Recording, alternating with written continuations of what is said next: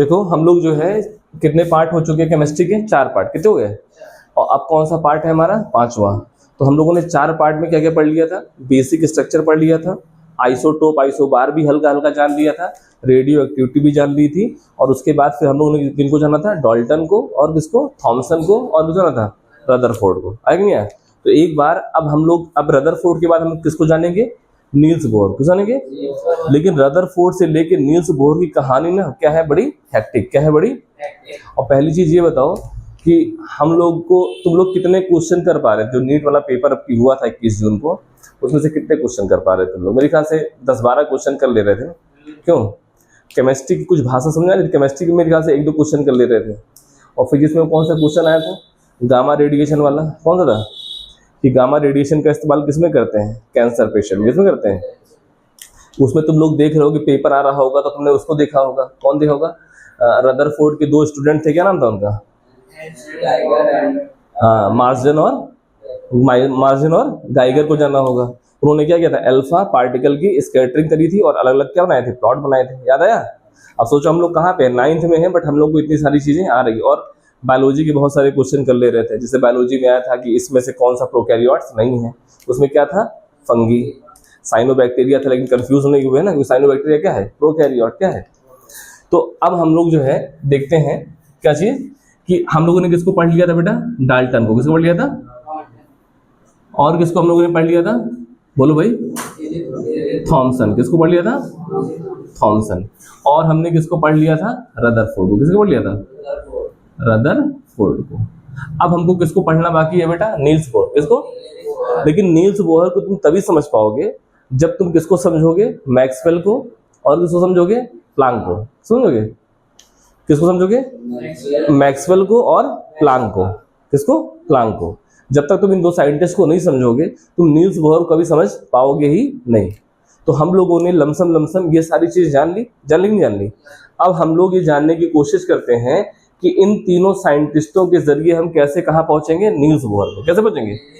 और दूसरी चीज, इन वैज्ञानिकों ने आखिर में खोजा क्या था? इन वैज्ञानिकों ने आखिर में, तो सबसे पहले बताओ कि क्या एक्सपेरिमेंट, क्या चीज?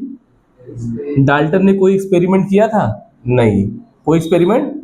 इन्होंने कौन सा एक्सपेरिमेंट किया था बेटा? इन्होंने किया था सीआरटी एक्सपेरिमेंट। क्या किया था? सीआरटी। सीआरटी मतलब कैथोड रे ट्यूब। और इन्होंने कौन सा एक्सपेरिमेंट किया था? Alpha scattering. क्या किया था? अल्फा पार्टिकल स्कैटरिंग ऑन क्या है? Gold foil. कहां पे किया था? आया कि नहीं आया? कोई दिक्कत? अच्छा बताओ, जो डाल्टन थे, डाल्टन ने बेसिकली क्या दिया था? किस लॉ पे दिया था? Chemical combination. किस पे दिया था? केमिकल कॉम्बिनेशन लॉ के आधार पे इन्होंने क्या दिए थे? पोस्टुलेट। क्या दिए थे? पोस्टुलेट। अच्छा, डाल्टन ने एक्चुअल में ये केमिकल कॉम्बिनेशन के लॉ किससे खोजे थे? वो कौन से साइंटिस्ट थे? उनका नाम था एंटोनी लेवाइजर। क्या नाम था? एंटोनी। हम लोग जब नेक्स्ट चैप्टर पढ़ेंगे, है ना, नेक्स्ट चैप्टर जिसमें क्या है? एटॉमिक फाउंडेशन ऑफ मैटर, तो उसमें हम इसको थोड़ा सा और डीप जानेंगे, इसलिए हम लोग इसमें डीप में नहीं गए थे। तो सबसे पहले कौन थे? एंटोनी। कौन थे? एंटोनी लेवाइजर। इनको क्या कहा जाता है? मॉडर्न केमिस्ट्री का फादर। क्या कहता है? मॉडर्न केमिस्ट्री के क्या थे?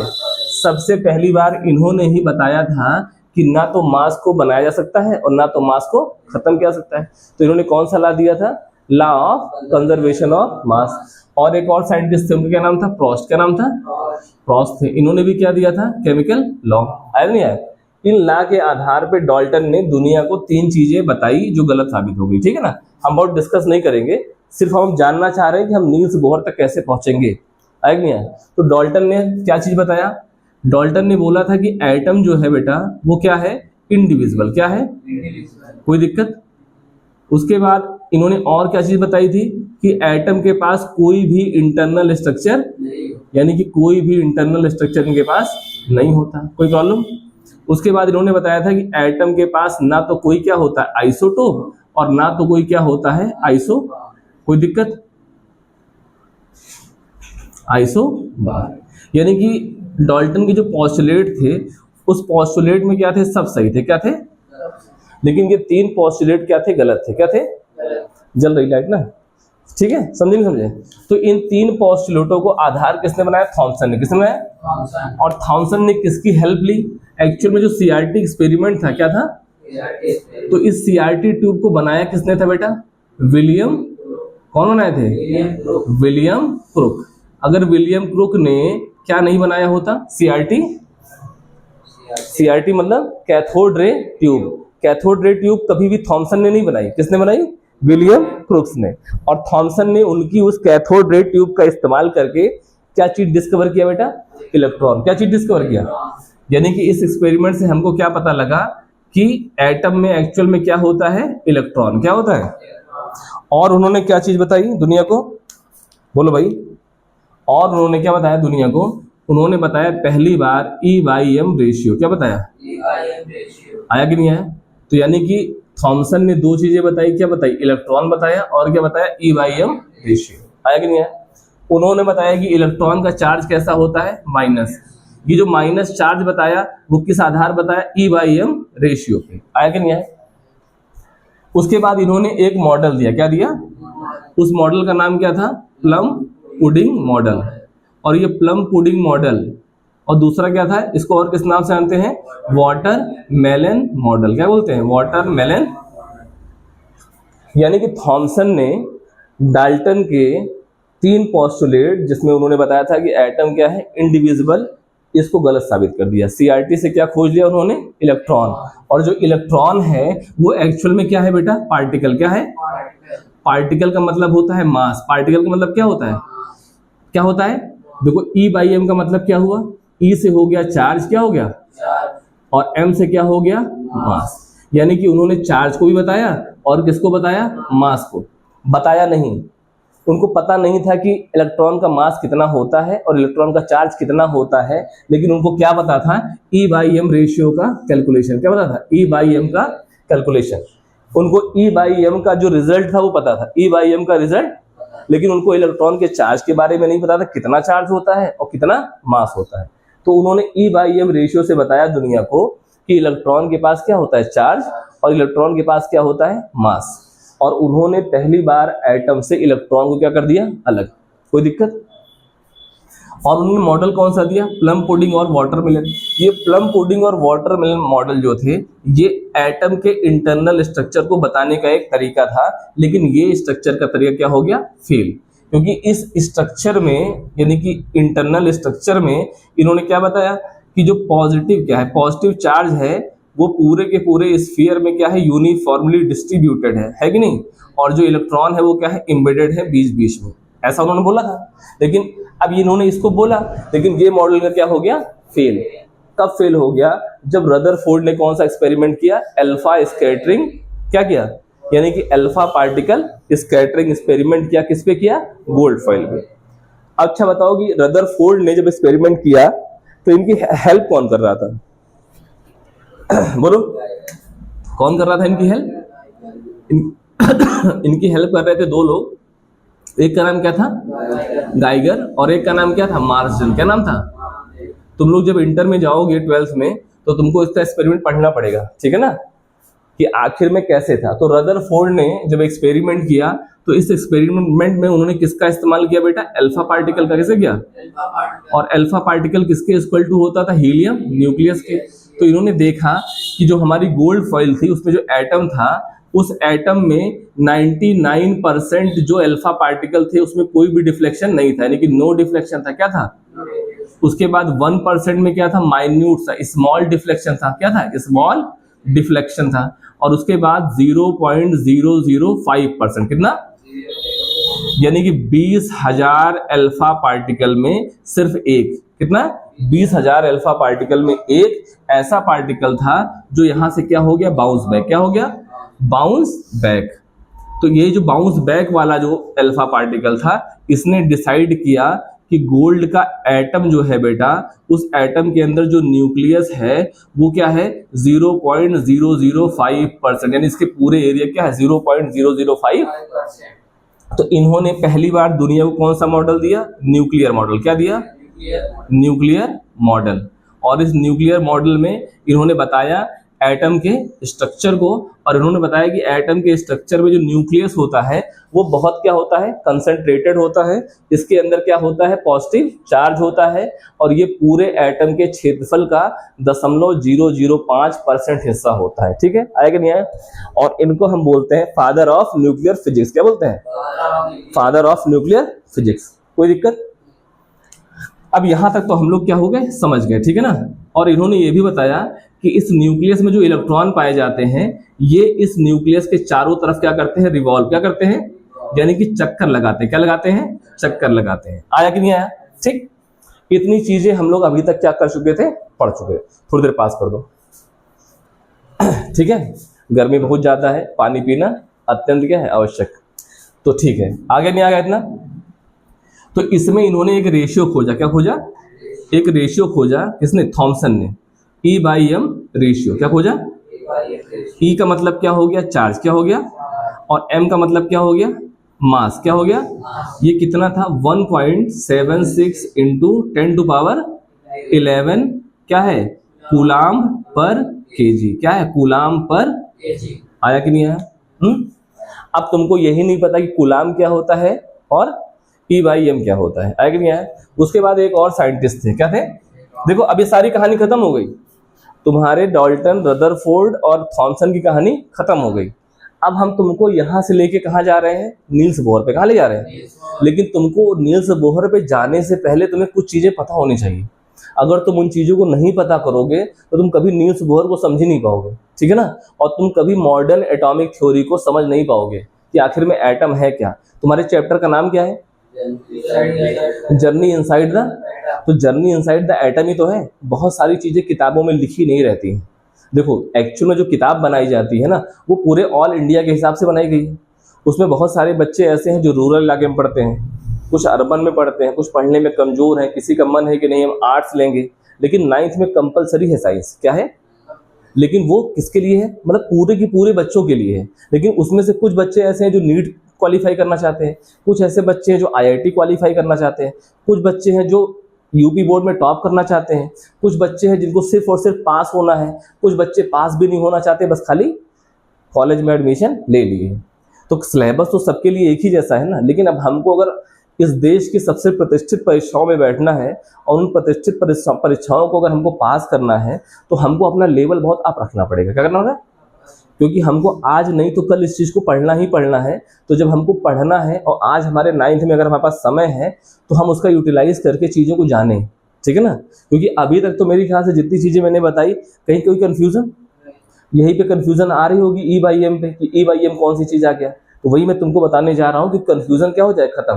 तो E/m से तुमको लेके चालू करते हैं और रदरफोर्ड ने क्या बताया, उसमें क्या गलतियां निकली और नील्स बोहर को कैसे सॉल्व करेंगे। जब तक हम बेसिक चीज़ों को नहीं समझेंगे कभी केमिस्ट्री को समझ ही नहीं पाओगे। इसीलिए केमिस्ट्री फिर बाद में ना बर्डन लगेगी, तुम्हें लगेगा केमिस्ट्री इतनी कठिन इतनी कठिन। लेकिन मेरे हिसाब से सबसे सरल सब्जेक्ट जो है वो क्या है, केमिस्ट्री, फिजिक्स और मैथ। क्यों? क्योंकि इसमें रटना नहीं पड़ता है, इसमें समझना पड़ता है। अगर एक बार समझ में आ गया तो तुमको इससे सस्ता सब्जेक्ट नहीं लगेगा। अगर समझ में नहीं आया तो मैं कह रहा हूँ जिंदगी बीत जाएगी, तुम केमिस्ट्री का एक क्वेश्चन नहीं हिला पाओगे IIT-JEE का और इसका नीट का। आया? और तुम्हें अगर आता है ना तो तुम कहोगे अरे यार कितना सस्ता पेपर दे दिए हैं, इसको तो और कठिन देना चाहिए था। इसलिए हमको क्या करना है, कॉन्सेप्ट को पकड़ना है, ठीक। तो E/m रेशियो उन्होंने बताया कितना है बेटा, 1.76 इंटू 10⁻11। अभी तक इलेक्ट्रॉन के बारे में नहीं पता था कि इसके पास कितना चार्ज होता है और इसका कितना मास होता है। तो एक साइंटिस्ट थे, एक क्या थे, उनका नाम था मिलिकन। क्या नाम था उनका? मिलिकन। क्या नाम था उनका? मिलिकन। मिलिकन नाम के एक साइंटिस्ट थे। उन्होंने एक एक्सपेरिमेंट किया, उसको बोलते हैं ऑयल ड्रॉप एक्सपेरिमेंट। क्या बोलते हैं? Oil drop experiment. क्या किया? Oil drop. अब ये कैसे किया, ये सब जो है ना जब हम हायर क्लास में जाएंगे तो पढ़ेंगे। तो मिलिकन ने क्या किया, ऑयल ड्रॉप एक्सपेरिमेंट किया और उसमें जो ऑयल की ड्रॉप थी, क्या थी? ऑयल की ड्रॉप थी। इन सभी ड्रॉप का उन्होंने क्या चेक किया? चार्ज। क्या चेक किया? जब उन्होंने इसका चार्ज चेक किया तो किसी पे चार्ज E था, किसी पे चार्ज क्या था? किसी पे क्या था? 2E, किसी पे क्या था? 3E, किसी पे क्या था? 4E। आया कि नहीं आया? कहीं पर भी 2.5E नहीं था, कहीं पर भी 1.5 ई नहीं था, मतलब कि जो भी ई था वो कैसा था, मल्टीपल इंटीग्रल। क्या था, मल्टीपल इंटीग्रल का मतलब होता है कि पूरा का पूरा, कभी भी मतलब कि दशमलव में नहीं था, यानी कि चार्ज अगर जाएगा तो पूरा पूरा जाएगा। और उन्होंने पहली बार दुनिया को बताया कि जो एक ई होता है, क्या होता है, एक ई। जैसे मान लो अब एक ई है, इसका चार्ज इन्होंने पता किया, यहाँ पे कितना आया 10, कितना आया, यहाँ पे पता किया तो कितना आया 20, यहाँ पे कितना पता किया 30, यहाँ पे कितना पता किया 40।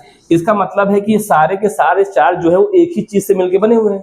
तो उन्होंने इसको कैलकुलेशन करी और कैलकुलेशन करने के बाद उन्होंने इलेक्ट्रॉन का चार्ज बताया कितना होता है, 1 पॉइंट बोलो -19 क्या है, कूलाम। क्या है, अभी हम कूलाम को भी बता रहे हैं, ठीक है ना, आया कि नहीं आया। जब उनको ये चार्ज पता लग गया, क्या पता लग गया, और E/m रेशियो हमको पता ही था, तो उन्होंने क्या निकाल लिया बेटा, इलेक्ट्रॉन का मास। क्या निकाल लिया, इलेक्ट्रॉन का। और इलेक्ट्रॉन का मास कितना होता है बताओ, 9.11 इंटू 10⁻31 क्या है, kg। क्या है, आया। अगर आप E/m को रेशियो में रख लो तो यही डिजिट तुम्हारी आ जाएगी। क्या जाएगी, यही डिजिट आएगी, नहीं आए। तो अगर कोई तुमसे पूछता है कि इलेक्ट्रॉन के चार्ज को और इलेक्ट्रॉन के मास को किसने खोजा, तो क्या बोलोगे, मिल्कन ने। किससे खोजा उन्होंने, ऑयल ड्रॉप एक्सपेरिमेंट से। क्या खोजा, ऑयल ड्रॉप। कोई दिक्कत। अब यहाँ पे एक वर्ड आ गया, क्या, कूलाम। क्या आ गया, आ गया कूलाम। देखो इस दुनिया में इस पूरे यूनिवर्स में, इस पूरे सारा खेल इलेक्ट्रॉन का है। किसका है, अगर इलेक्ट्रॉन नहीं होता तो इलेक्ट्रिसिटी नहीं होती। इलेक्ट्रॉन नहीं होता, जितने तुम्हारे पास गैजेट है, मोबाइल है, टेलीफोन है, रेडियो, ये सब नहीं होते। इलेक्ट्रॉन अगर नहीं रहता तो तुम्हारे सेल जो होती है, सेल की जो मेम्ब्रेन होती है, उसमें आयन, देखो आयन क्या होते हैं, चार्ज पार्टिकल। तो आयन कभी आपस में क्या होते, इधर उधर नहीं जाते, आयन है। तो उससे तुम्हारा सेल मेम्ब्रेन भी नहीं चलता। क्या चलता, सेल मेम्ब्रेन भी नहीं चलती। तो यानी कि इस दुनिया में अगर कुछ भी है तो किसकी वजह से है, इलेक्ट्रॉन की वजह से। किसकी वजह से, अगर इलेक्ट्रॉन नहीं होता तो हमारा यूनिवर्स कैसा होता, डेड। कैसा होता, खत्म।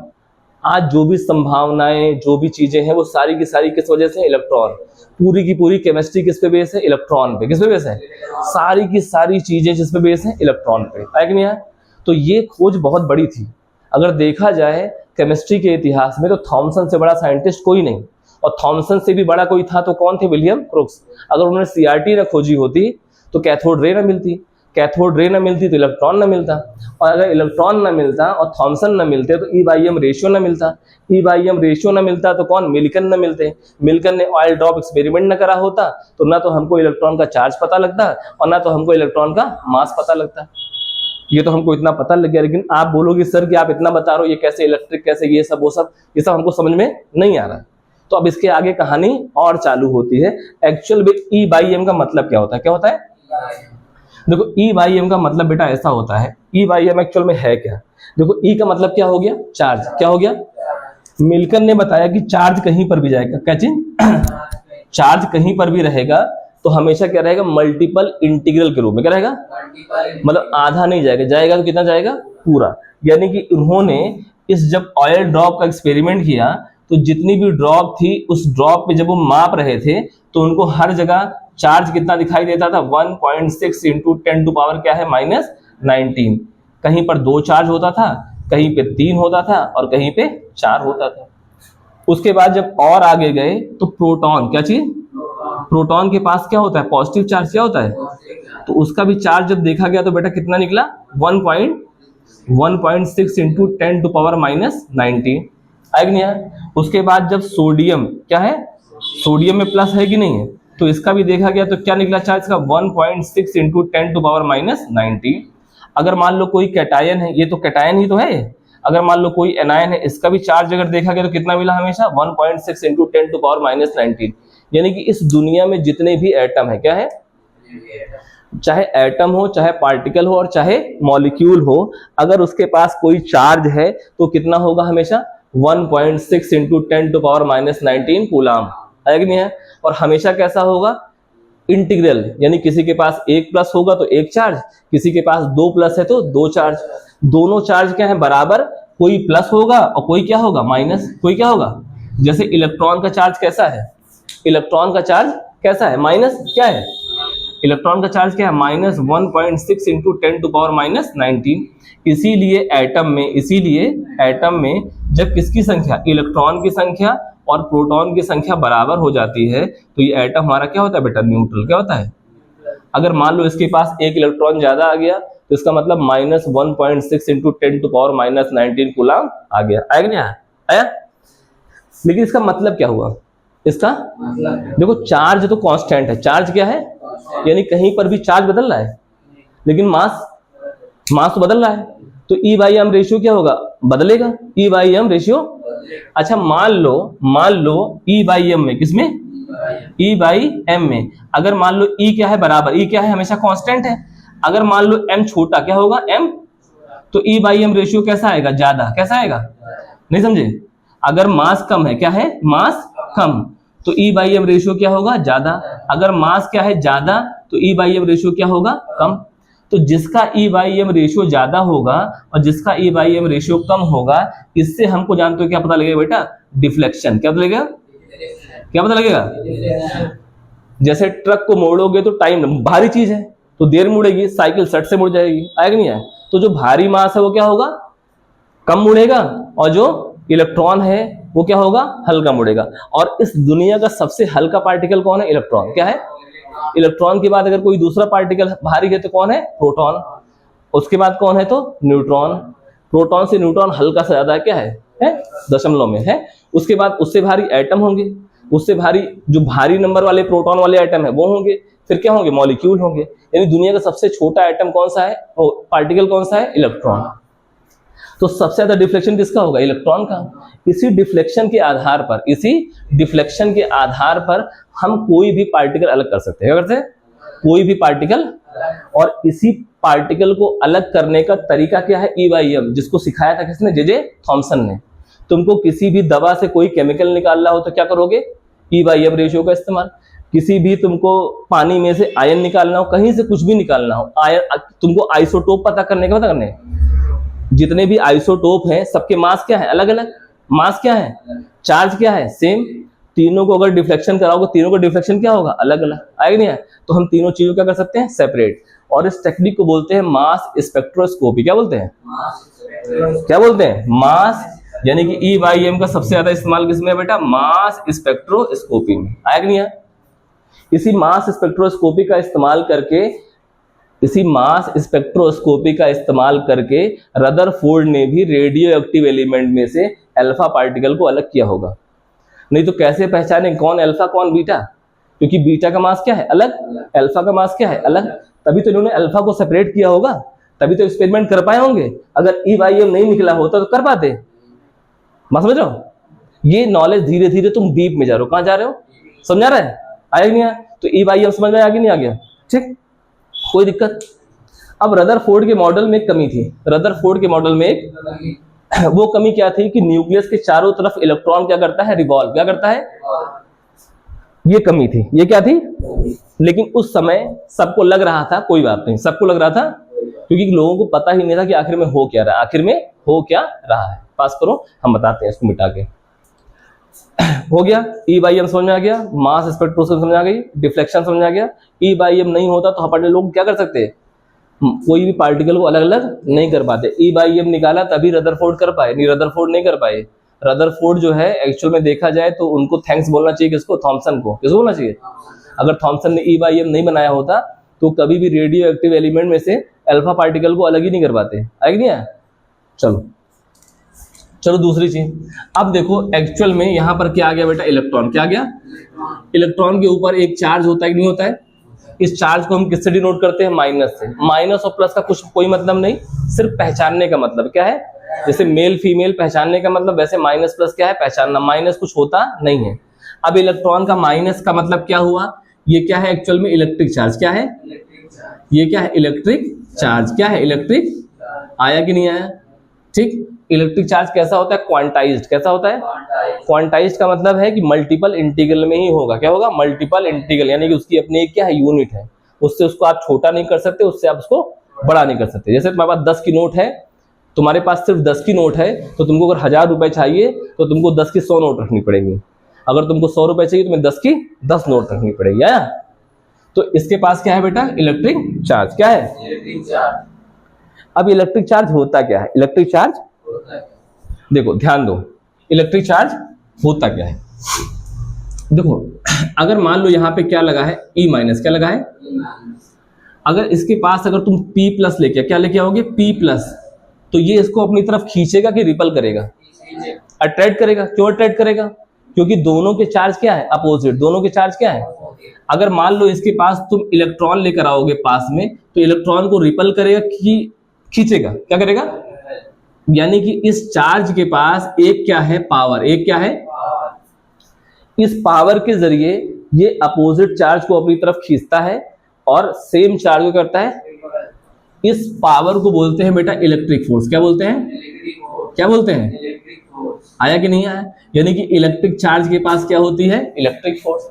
अच्छा मान लो एक इलेक्ट्रॉन यहां रखा है और 1 किलोमीटर दूर तुम यहां प्रोटॉन रख दोगे तो क्या होगा? क्या इन दोनों के बीच कोई संबंध बनेगा? क्योंकि दूरी बहुत, इसकी अपनी ना एक क्या होगी, एरिया। क्या होगा अपना इसका एक? यानी कि किसी भी चार्ज का, किसी भी चाहे वो पार्टिकल हो, चाहे वो एटम हो, चाहे वो मॉलिक्यूल हो, अगर उस पे क्या है, चार्ज। क्या है?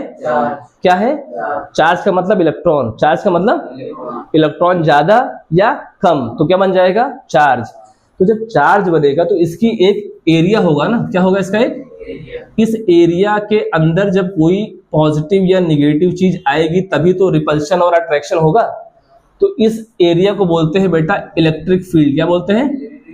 क्या बोलते हैं? कोई दिक्कत? इलेक्ट्रिक फील्ड का मतलब क्या हो गया कि इस फील्ड के अंदर कोई भी पॉजिटिव निगेटिव आएगा तो ये प्रतिक्रिया करेगा, यानी कि इलेक्ट्रिक फोर्स लगाएगा। आया? कोई दिक्कत? ध्यान देना। तो अगर मान लो चार्ज हमारा कैसा है, चार्ज हमारा कैसा है, रुका हुआ। कैसा है? अगर चार्ज हमारा स्टैटिक, क्या है? स्टैटिक का मतलब क्या है? रुका हुआ। तो ये हमेशा क्या बनाएगा बेटा? Electric field. क्या बनाएगा? इलेक्ट्रिक। लेकिन जैसे ही इस चार्ज को तुम क्या कर दोगे? रन। क्या करा दोगे? वैसे ही जो चार्ज तुम्हारा है ये क्या प्रोड्यूस कर देगा? Magnetic field. क्या कर देगा? मैग्नेटिक। अब मैग्नेटिक फील्ड क्या होती है?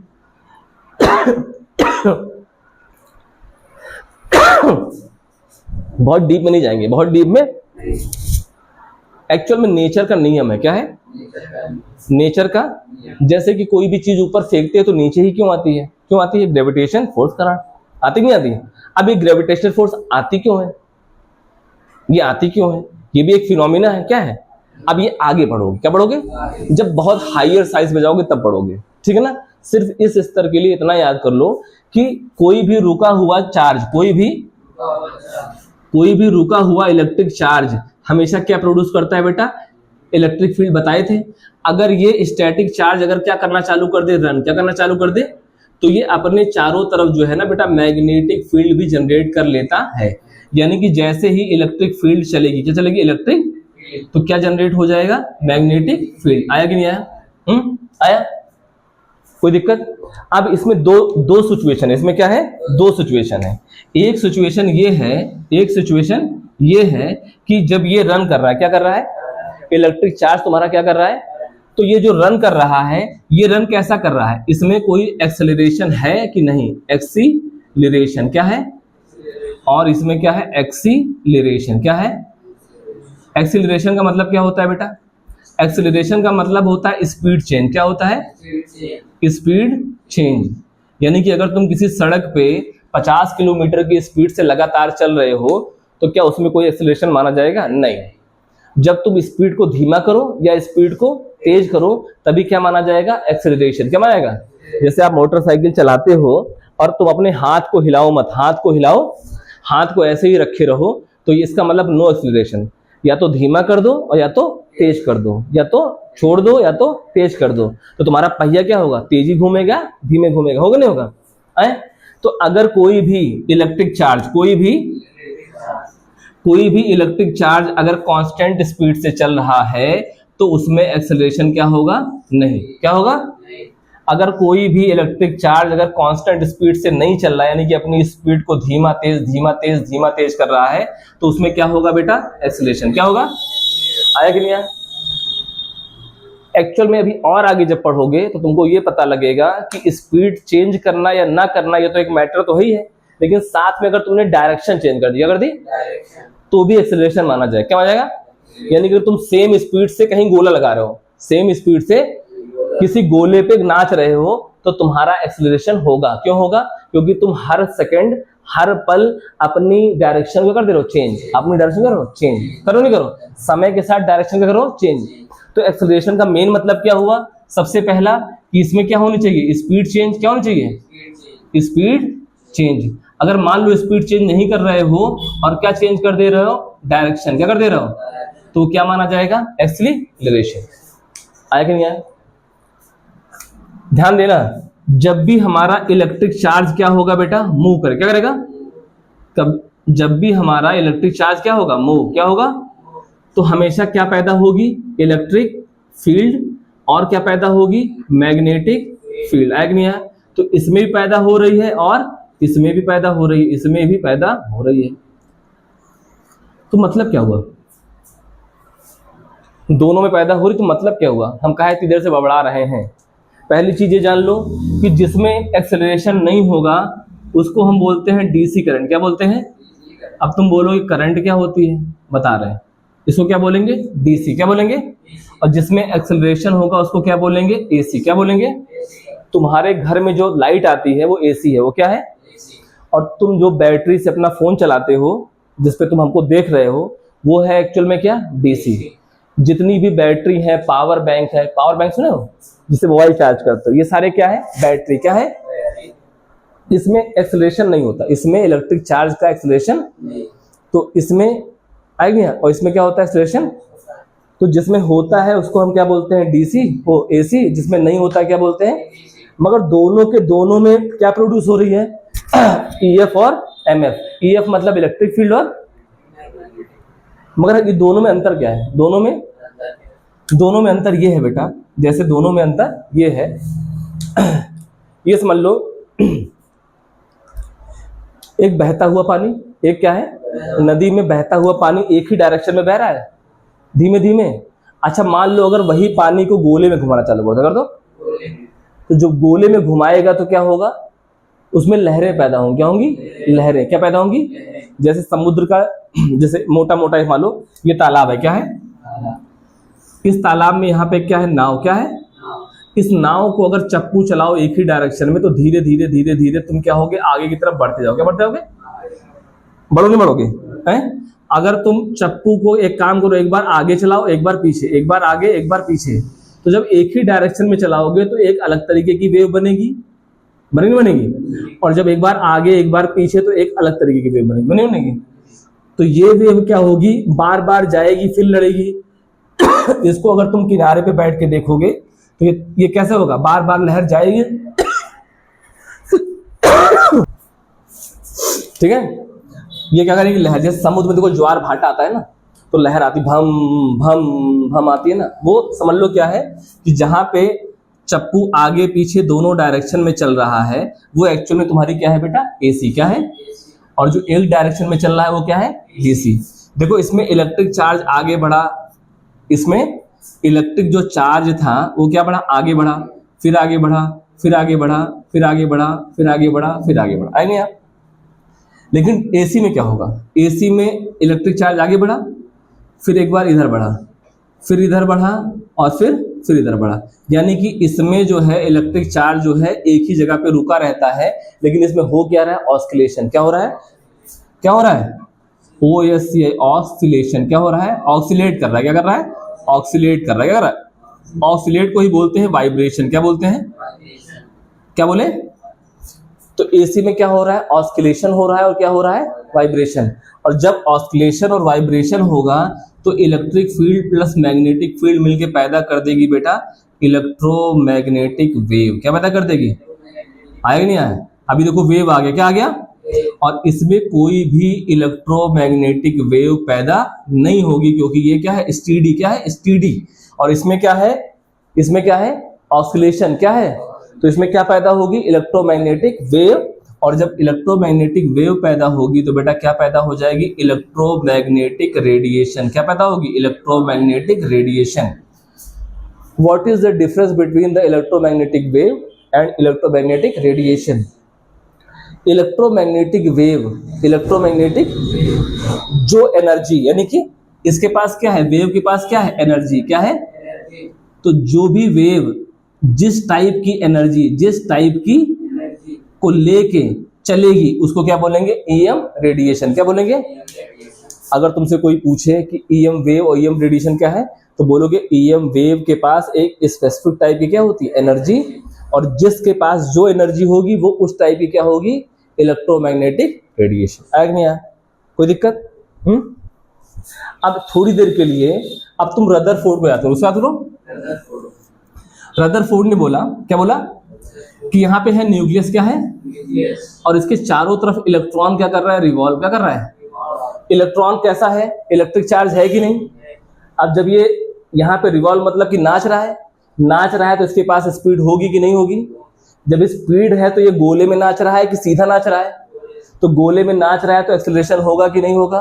एक्सेलरेशन होगा तो एक तरह की एसी करंट बनेगी, नहीं बनेगी, और एसी करंट बनेगी और जब इसमें एक्सेलरेशन होगा तो इसमें ईएम वेव बनेगी कि नहीं बनेगी, बनेगी, क्योंकि क्या हो रहा है, ऑस्किलेशन क्या हो रहा है, इलेक्ट्रॉन क्या कर रहा है, नहीं इलेक्ट्रॉन ऑस्किलेशन नहीं कर रहा, सॉरी, इलेक्ट्रॉन बस खाली क्या कर रहा है, क्या पैदा कर रहा है, मतलब एक्सेलरेशन क्या कर रहा है। और जब एक्सेलरेशन होगा तो क्या निकलेगी यहाँ पे बेटा, ईएम रेडिएशन। क्या निकलेगी, ईएम, और ईएम रेडिएशन है क्या बेटा, एनर्जी। क्या है, यानी कि ये इलेक्ट्रॉन लॉस क्या कर रहा है, एनर्जी क्या कर रहा है, और जब एनर्जी को लॉस करेगा तो स्पीड भी क्या हो जाएगी, लॉस, स्पीड भी क्या हो जाएगी, और जब स्पीड लॉस होगी तो क्या होगा, ये जो है फॉल हो जाएगा कहाँ पे, न्यूक्लियस पे, क्या हो जाएगा, और जैसे न्यूक्लियस पे फॉल करेगा तो इलेक्ट्रॉन माइनस है, प्रोटॉन क्या है प्लस, और दोनों क्या हो जाएंगे, भम, मतलब कि एटम ब्लास्ट हो जाएगा। क्या हो जाएगा, एटम, है कि नहीं। अगर ये इस नियम को फॉलो करे, किस नियम को, इलेक्ट्रिक चार्ज के एक्सेलरेशन को, किसको, इलेक्ट्रिक चार्ज के एक्सेलरेशन को अगर फॉलो करेगा तो क्या होगा, ईएम रेडिएशन निकलेगी, ईएम रेडिएशन निकलेगी तो स्पीड क्या होगी, लॉस होगी, एनर्जी लॉस होगी, और ये गिर जाएगा, और इसे गिरने में केवल और केवल 10 की पावर 8 क्या लगेगा, मिली सेकेंड। क्या लगेगा, 10 टू पावर -8, यानी कि एक क्या, 1 2 3 4 5 6 7 8 कितने सेकंड, यानी कि तुम देख भी नहीं पाओगे उस पे टाइप पे, तो इस एटम को मर जाना चाहिए था, लेकिन एटम तो लाखों करोड़ों साल जीवित रहता है ना। इसका मतलब रदरफोर्ड गलत थी, रदरफोर्ड गलत। और ये चीजें जो तुमको हम बता रहे हैं, किसने बताई, ये बताई मैक्सवेल ने। किसने बताई, किसने बताई, यानी कि मैक्सवेल के नियम के हिसाब से ये सारी की सारी चीजें क्या हो गई, गलत। रदरफोर्ड क्या हो गए, फेल, रदरफोर्ड क्या हो गए, और जब रदरफोर्ड फेल हो गए तो बड़ी प्रॉब्लम थी। तो क्या बड़ी प्रॉब्लम थी। अब प्रॉब्लम क्या थी, प्रॉब्लम क्या थी, मैक्सवेल से किसी ने सवाल किया, मैक्सवेल से, तुमने इसको इलेक्ट्रोमैग्नेटिक वेव क्यों बोला, तुमने इसको इलेक्ट्रोमैग्नेटिक वेव क्यों बोला। बहुत ध्यान से सुनना, ये चीजें कहीं किताब में नहीं मिलेंगी, कोई टीचर नहीं बताएगा तुमको, मगर सारी चीजें आज ये क्लास जो है ना तुमको सब कुछ सिखा देगी। किसी ने पूछा मैक्सवेल से कि ये बताइए कि आपने तो बता दिया कि अगर मान लो इलेक्ट्रिक चार्ज क्या कर रहा है, क्या कर रहा है, एक्सेलरेशन क्या कर रहा है, तो हमेशा क्या पैदा होगी, इलेक्ट्रोमैग्नेटिक रेडिएशन, होगी नहीं होगी, और जब रेडिएशन पैदा होगी तो क्या होगा, तो क्या होगा, वो तो वहां की बात होगी, मतलब इलेक्ट्रोमैग्नेटिक रेडिएशन पैदा हो रही नहीं हो रही है। तो उन्होंने बोला कि तुमने इसको इलेक्ट्रोमैग्नेटिक रेडिएशन बोला क्यों, तुमने कहां से इसको देख लिया। तो एक्चुअल ने मैक्सवेल ने क्या किया, इस ईएम रेडिएशन की स्पीड को नापा। क्या नापा, ईएम रेडिएशन की स्पीड को क्या किया, नापा। क्या किया, इसको मेजर किया। क्या किया, तो इनको मिला 3 × 10⁸ मीटर पर सेकंड। कितना मिला, 3 × 10⁸ मीटर। आया कि नहीं आया, आया। मैक्सवेल से बहुत साल पहले, मैक्सवेल से लाइट की स्पीड, किसकी स्पीड, लाइट की स्पीड खोजी जा चुकी थी। क्या खोजा, लाइट की स्पीड खोजी जा चुकी थी, जो कितनी थी, 3 × 10⁸ मीटर पर सेकंड। और ये दोनों डाटा क्या मिल गया, सेम। क्या मिल गया, इससे प्रूफ होता है, मैक्सवेल ने कहा कि जो मेरी थ्योरी है और मेरी थ्योरी के हिसाब से एक इलेक्ट्रिक चार्ज जब एक्सीलरेशन देता है तो क्या निकालता है, इलेक्ट्रोमैग्नेटिक रेडिएशन, और उसकी स्पीड और जो आज से कई साल पहले लाइट की स्पीड खोजी गई थी दोनों क्या है, सेम। इसका मतलब है कि जो रेडिएशन है वही क्या है, लाइट, और जो लाइट है वही क्या है, रेडिएशन। लेकिन उनको उस समय ये नहीं पता था कि कौन से टाइप की रेडिएशन, कौन से टाइप की, समझा नहीं आ रहा है, क्योंकि सारा का सारा कॉन्सेप्ट यहीं से है। क्योंकि अगर इसको फेल करना है तो तुमको बताना पड़ेगा कि इलेक्ट्रॉन एक्चुअल में क्या करता है, इलेक्ट्रोमैग्नेटिक रेडिएशन निकालता है, और जब रेडिएशन निकालेगा तो क्या होगा, एनर्जी लूज करेगा, स्पीड लूज होगी, फॉल हो जाएगा। इसको समझाया किसने, मैक्सवेल ने। और ईएम रेडिएशन को प्रूव किसने करा, लाइट की स्पीड से। आया नहीं है, आ गया। अब तुम लोगों को एक हल्का सा बता दें, वोल्टेज क्या होता है, एम्पियर क्या होता है, सुने नहीं सुनो, इसे बता दें, क्योंकि तुम्हारे मन में सवाल होगा ना कि इलेक्ट्रॉन का चार्ज जो है वो कितना होता है, 1.6 × 10⁻⁻19 कूलाम, ये है क्या, बताइए भाई। देखो जब भी तुम केमिस्ट्री में इलेक्ट्रिक पढ़ोगे, ये इसका पार्ट नहीं है, रेदर देन अलग पार्ट है। तो एक होता है वोल्टेज, क्या होता है बेटा, क्या होता है, वोल्टेज। एक क्या होता है, एक होता है रेजिस्टेंस, क्या होता है, रेजिस्टेंस। क्या होता है, एक होता है बेटा तुम्हारा क्या होता है, करंट। क्या होता है, क्या होता है, और एक होता है तुम्हारा एम्पियर। क्या होता है, क्या होता है, आएगा नहीं है। वोल्टेज का मतलब समझ लो कि पानी क्या है, टंकी, पानी क्या है, पानी की टंकी में मान लो भरे हुए हैं क्या, इलेक्ट्रॉन। क्या भरे हुए हैं, भरे हैं। अगर इलेक्ट्रॉन के नीचे यहाँ पे एक लगा दो, पाइप लगा दो, क्या लगा दो, एक पाइप, और इधर पाइप निकाल के यहाँ पे रख दो, और यहाँ पे रख दो एक बाल्टी। क्या रख दो, एक बाल्टी। आएगा नहीं है। अच्छा, पानी की टंकी में अगर इलेक्ट्रॉन भरा है और पानी की टंकी की ऊंचाई बढ़ा दो, पानी की टंकी की ऊंचाई, तो इलेक्ट्रॉन के निकलने की जो स्पीड है वो कम होगी, ज्यादा होगी, क्यों, क्योंकि ऊंचाई बढ़ेगी तो प्रेशर। इसको तुम समझ लो क्या चीज है, वोल्टेज। क्या है, तो वोल्टेज एक्चुअल में करता क्या है, वोल्टेज जो है इलेक्ट्रॉन के फ्लो को बढ़ा देता है। क्या करता है, इलेक्ट्रॉन के फ्लो को बढ़ा देता है, इलेक्ट्रॉन के फ्लो को। और जब इलेक्ट्रॉन का फ्लो जब तेज हो जाएगा, क्या हो जाएगा, तेज, तो हमने जो ये बाल्टी रखी है, ये बाल्टी जल्दी भरेगी, कम भरेगी, क्या भरेगी, क्या भरेगी, आया कि नहीं आया, नहीं आया। ध्यान देना, इलेक्ट्रॉन का चार्ज कितना होता है बेटा, 1.6 × 10⁻⁻19 कूलाम। क्या होता है, क्या होता है, सही है। अगर यहाँ पे हम लिख दें एक कूलाम, क्या लिख दें, तो एक कूलाम लिखेंगे तो क्या हो जाएगा यहाँ पे 6.18 क्या, इलेक्ट्रॉन। समझे क्या होगा, हाँ, रटते भी हो, सही से नहीं रट पा रहे हो, नकल भी नहीं सही कर पाते हो। एक कूलाम बराबर क्या हो गया, 6.25 × 10⁻, हाँ। और एक एम्पियर बराबर क्या होता है, एक एम्पियर, यहाँ पे क्या है, एक एम्पियर। एक एम्पियर बराबर होता है कि एक सेकंड में, एक सेकंड में एक कूलाम, एक सेकंड में एक कूलाम। यानी कि अगर एक सेकंड के अंदर, एक सेकंड के अगर एक कूलाम, क्या चीज, एक कूलाम इलेक्ट्रॉन आ जाए, क्या जाए, एक कूलाम इलेक्ट्रॉन, तो उसको बोलेंगे एक एम्पियर। क्या बोलेंगे, आया कि नहीं आया। और ये जो पाइप है, ये क्या है, पाइप। इस पाइप की चौड़ाई, इस पाइप की चौड़ाई डिसाइड करती है क्या, रेजिस्टेंस। क्या करती है, अगर हमने मान लो वोल्टेज बढ़ाया, क्या बढ़ाया, तो इलेक्ट्रॉन का फ्लो तेज होगा, कम होगा, है तेज होगा। अगर तेज होगा तो बाल्टी जल्दी भरेगी, देर भरेगी, आया कि नहीं आया। तो वोल्टेज बढ़ाने से क्या बढ़ जाएगा, एम्पियर। क्या बढ़ जाएगा, अगर मान लो एम्पियर तेज हो रहा है, एक सेकंड में एक बाल्टी से ज्यादा भर जा रहा है, और हमको एक बाल्टी कंट्रोल करना हो, तो हम पाइप क्या कर दें, पतली ऐसे दाब दे पाइप को, क्या कर दें, तो हमारा एम्पियर का कंट्रोल आएगी यार। आगे चीज समझे, बस इतना ही समझो, जब इलेक्ट्रिक पढ़ोगे देखा जाएगा, ठीक। तो अब तुम यहां तक समझ गए कि मैक्सवेल ने रदरफोर्ड की थ्योरी को क्या कर दिया, फेल। आएगी नहीं है। अब उन्होंने ये भी बता दिया कि जो मेरी एसी करंट है, एसी करंट वाला फॉर्मूला है, यानी कि इलेक्ट्रिक चार्ज का एक्सेलरेशन वाला फॉर्मूला है, उस एक्सेलरेशन में हो क्या रहा है बेटा, ईएम वेव निकल रही है। लोगों ने पूछा कि ईएम वेव को तुम ईएम वेव क्यों बोल रहे हो, तो उन्होंने बोला कि मेरे ईएम वेव की स्पीड लाइट की स्पीड के बराबर है। इसका मतलब है कि दोनों चीजें एक ही है, दोनों चीजें क्या है, एक ही है। आया कि नहीं आया, कोई दिक्कत। अब उसके बाद प्रॉब्लम और स्टार्ट हुई। प्रॉब्लम क्या हुआ, क्योंकि ये सब चीजें तो पता लग गई, ये तो गलत हो गया। अब रदरफोर्ड को सही कौन करेगा, कौन करेगा, नील्स बोहर। कौन करेंगे, लेकिन नील्स बोहर कुछ पता ही नहीं था, नील्स बोहर को कुछ, बताइए। तो उनकी अब इस प्रॉब्लम को, यानी कि इस मैक्सवेल के बाद की प्रॉब्लम को कौन सॉल्व करेगा? कौन सॉल्व करेगा?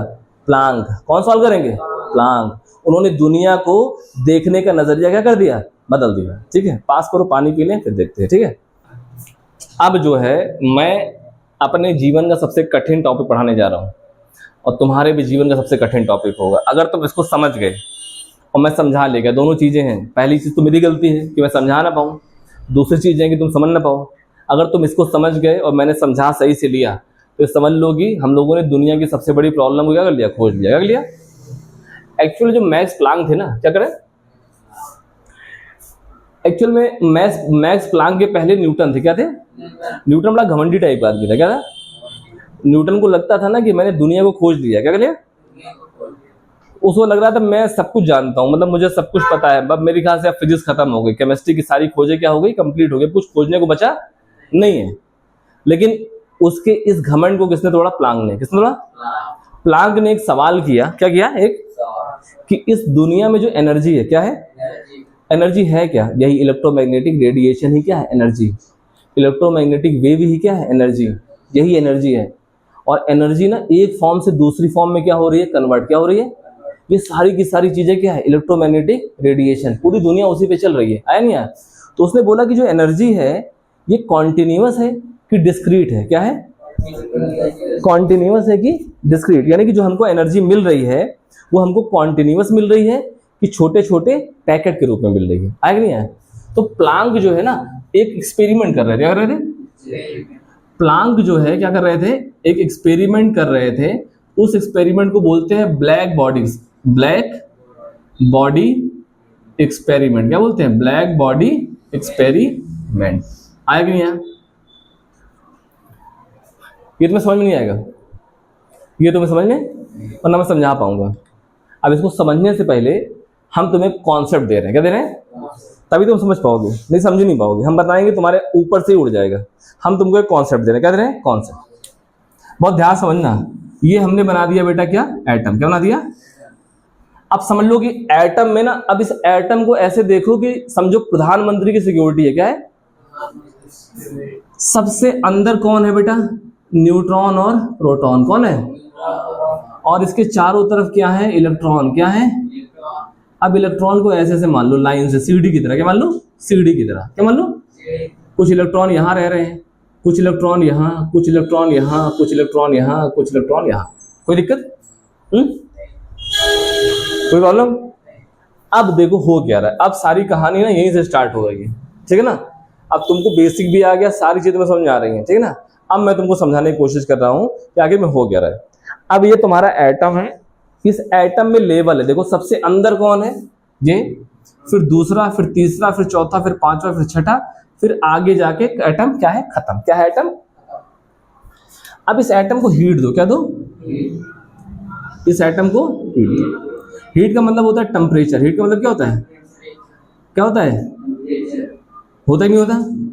तुमने पढ़ा होगा एब्सोल्यूट टेम्परेचर, पढ़ा है कि भूल गए? पढ़ाए थे। मेरी क्लास को ना मिस मत किया करो, नहीं तो तुम दुनिया में कुछ भी समझ नहीं पाओगे। What is the mean of absolute temperature? Abul cash, absolute temperature क्या होता है? किसी को आता है? हाँ आता है, बोलो। नहीं आता ना बोलो। आता है कि भूल गए? हैं? एब्सोल्यूट टेम्परेचर किसने बताया था? केल्विन ने। किसने बताया था? याद आया? एब्सोल्यूट टेम्परेचर होता है 0 केल्विन। कितना होता है? कितना होता है? 0 केल्विन। बताया थे ना, रियल एनर्जी स्केल पे केल्विन ने अपना क्या बनाया था? फॉर्मूला बनाया था। 0 केल्विन का मतलब क्या होता है बेटा?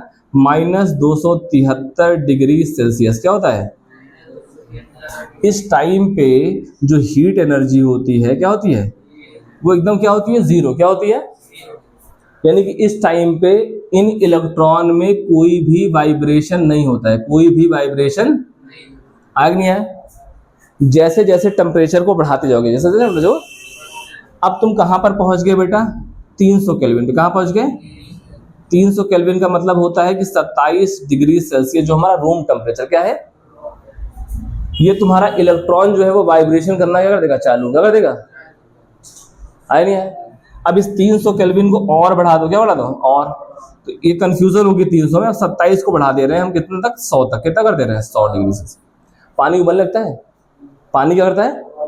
इसका मतलब है कि इसके इलेक्ट्रॉन में वाइब्रेशन क्या हो जा रही है? बहुत तेज। क्या हो रही है? इसके इलेक्ट्रॉन में वाइब्रेशन है। इलेक्ट्रॉन कैसा कर रहा है? वाइब्रेशन। क्या कर रहा है? इलेक्ट्रॉन क्या है? चार्ज। क्या है? चार्ज है कि नहीं है? और चार्ज वाइब्रेशन करेगा, और चार्ज वाइब्रेशन करेगा तो मैक्सवेल के हिसाब से क्या होगा?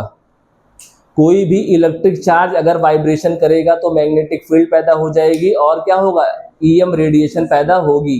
ये तुमको पता है? ये तुमको जैसे जैसे तुम इसको टेम्परेचर देते जा रहे हो, इसका वाइब्रेशन क्या हो रहा है? तेज। क्या हो रहा है? हो रहा है कि नहीं हो रहा है? और छोड़ो, और पहले आ जाओ। सबसे पहले ले लेते हैं डीसी। किसको ले लेते हैं?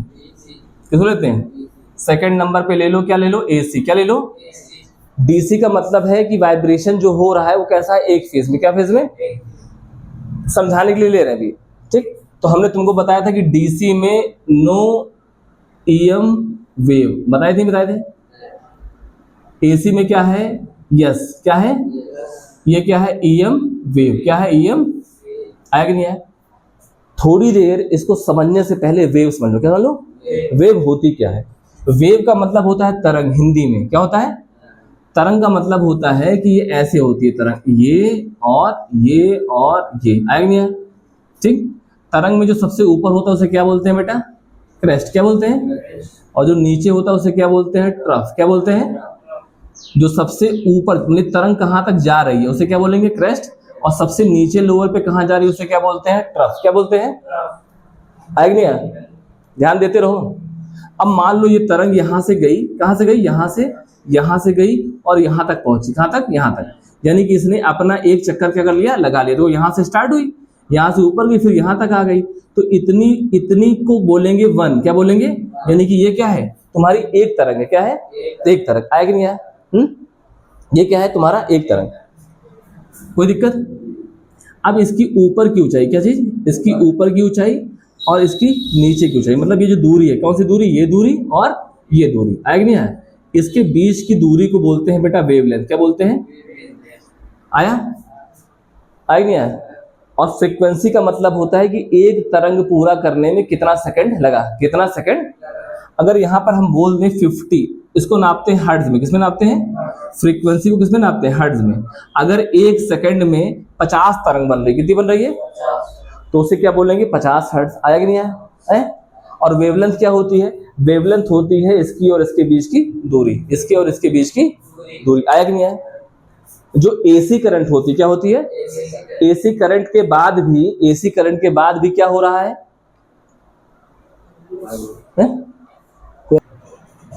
क्या होगा? वाइब्रेशन। वाइब्रेशन होगा तो इलेक्ट्रॉन कैसा चार्ज है तुम्हारा बेटा? है? अरे माइनस नहीं यार, इलेक्ट्रॉन चार्ज है कि नहीं है? तो इसके पास इलेक्ट्रिक चार्ज है। इलेक्ट्रिक चार्ज जब वाइब्रेट हो गया होगा, वाइब्रेट मतलब आगे पीछे ऑस्किलेशन हो रहा है कि नहीं? बताया नहीं थे आगे? जब ऑस्किलेशन होगा तो क्या निकलेगी? EM wave. क्या निकलेगी? तो जो तुम्हारी एसी की जो ईएम वेव है, क्या है? एसी की ईएम वेव, इसकी जो वेवलेंथ होगी क्या होगी? पता है कितनी होगी? इसकी वेवलेंथ होगी 600 से लेके 6000 किलोमीटर। कितनी होगी? इतनी वेवलेंथ पे जो इलेक्ट्रोमैग्नेटिक रेडिएशन है वो एकदम नगण्य होती है। क्या होती है? मतलब किसी तरह का कोई प्रॉब्लम। एक हम वीडियो देख रहे थे आज कल परसों में, उसमें कोई पता नहीं साइंटिस्ट थे, तो बोल रहे थे कि अगर तुम्हारे घर के बगल बहुत लंबी मतलब हाई वोल्टेज की केबल जा रही हो, या तुम्हारे बगल बहुत बड़ा ट्रांसफार्मर लगा हो और तुम्हारा घर उसके नज़दीक हो, तुमको कैंसर हो जाएगा। हो सकता है? हाँ या ना बताओ। तो अब पढ़ रहे हो ना, तभी तो जवाब दे पाओगे। उनका जवाब क्या था कि भैया एसी करंट में जो ईएम वेव बनती है उसकी वेवलेंथ कितनी होती है? यानी कि क्रेस्ट की और ट्रफ के बीच की दूरी कितनी होती है? 600 किलोमीटर। कितनी होती है? और 600 किलोमीटर की जो दूरी है उसकी वेवलेंथ में एनर्जी क्या होगी? जीरो। क्योंकि तुमको हमने एक और चीज नहीं बताई कि एक्चुअल में क्या होती है? एनर्जी। क्या होती है? एनर्जी जिसकी ज्यादा हो क्या होगी? उसकी वेवलेंथ क्या होगी? कम। क्या होगी? और फ्रीक्वेंसी क्या होगी बेटा? ज्यादा। फ्रीक्वेंसी क्या होगी? आया कि नहीं आया? एनर्जी जिसकी ज्यादा, यानी कि जो इलेक्ट्रोमैग्नेटिक रेडिएशन की एनर्जी क्या होगी? उसकी वेवलेंथ क्या होगी? कम। और फ्रीक्वेंसी क्या होगी? जो तुम्हारे घर में एसी लाइट आती है, क्या आती है? ये होती है 50 हर्ट्ज। कितनी होती है? कितनी होती है? 50 हर्ट्ज का मतलब 1 सेकंड में 50 बार वेव आ रही। कितनी? 50 वेव आ रही। कितनी हो जा रही? और इसकी वेवलेंथ कितनी है? कितनी है? 600 किलोमीटर, यहाँ से लेके दिल्ली तक, यहाँ से लेके। तो उस मैग्नेटिक जो वो एनर्जी निकलेगी, वो एनर्जी क्या तुमको पेनिट्रेट कर पाएगी?